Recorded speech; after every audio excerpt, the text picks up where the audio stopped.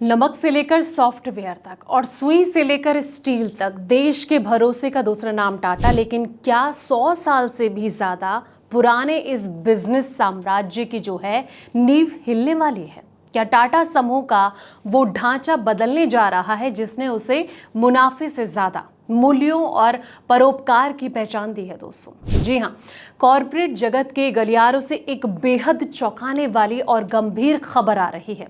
जानकारों का मानना है कि टाटा समूह इस वक्त एक ऐसे दोहरे पर खड़ा है जहां अगर कुछ बड़े फैसले गलत हुए तो समूह का 100 साल पुराना जो पारंपरिक ढांचा है वो बिखर सकता है। इतना ही नहीं, संकट के समय एक दूसरे का हाथ थामने वाला टाटा का जो सपोर्ट सिस्टम है वो भी बड़े जोखिम में है। आखिर क्या है टाटा समूह के इस अंदरूनी उथल पुथल की वजह? तो आइए देखते हैं इस खास विश्लेषण में। नमस्कार, मैं हूं आपके साथ संध्या बिष्ट और आप देख रहे हैं द इकोनॉमिक टाइम्स हिंदी। दिवंगत रतन टाटा के जाने के बाद से टाटा समूह की मुश्किलें कम होने का नाम नहीं ले रही हैं। दोस्तों, अब टाटा सन्स के पूर्व वाइस चेयरमैन एन.ए. सोनावाला ने कंपनी की प्रस्तावित शेयर बाजार लिस्टिंग को लेकर चिंता जताई है और चेतावनी भी दी है। उन्होंने कहा कि अगर टाटा सन्स को शेयर बाजार में लिस्ट कराया जाता है तो समूह का 100 साल का जो पुराना ढांचा है, यानी कि जो स्ट्रक्चर है, वो बदल जाएगा।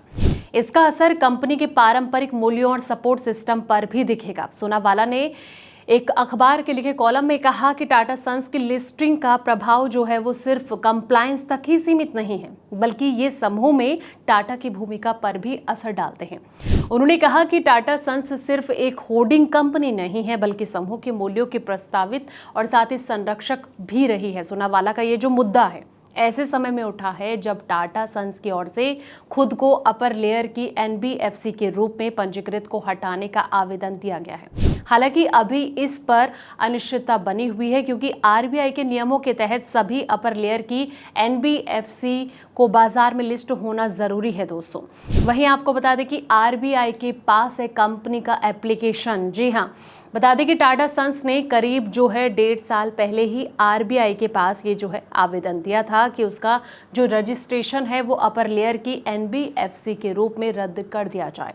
सोनावाला ने करीब 50 साल तक टाटा सन्स में अपनी सेवाएं जो है वो दी हैं और उन्हें समूह के पूर्व चेयरमैन व दिवंगत रतन टाटा का सबसे करीबी और भरोसेमंद सहयोगी भी माना जाता है।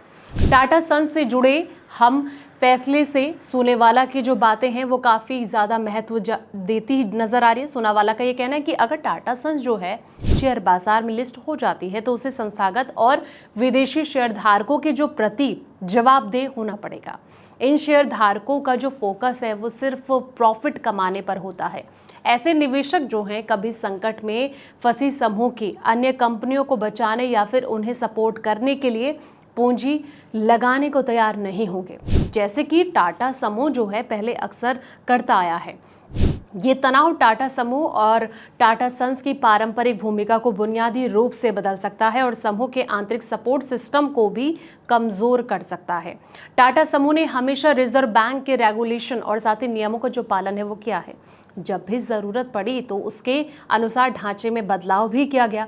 उनके द्वारा ये कहा जा रहा है कि टाटा सन्स की लिक्विडिटी जो है इसकी सबसे ज्यादा डिमांड शापूरजी पेलोंजी समूह की ओर से आता है, लेकिन सिर्फ इसी आधार पर टाटा सन्स को लिस्ट कराने जैसे जो दूरगामी परिणाम वाले फैसले हैं वो नहीं लिए जा सकते हैं। दोस्तों, तो जिस तरीके से उनका ये बड़ा बयान सामने आया है उसके बाद देखना होगा कि आगे आने वाले वक्त में इसकी क्या स्थिति नजर आ सकती है। फिलहाल इस रिपोर्ट में इतना ही है। ऐसे तमाम अपडेट्स के लिए आप देखते रहें द इकोनॉमिक टाइम्स हिंदी।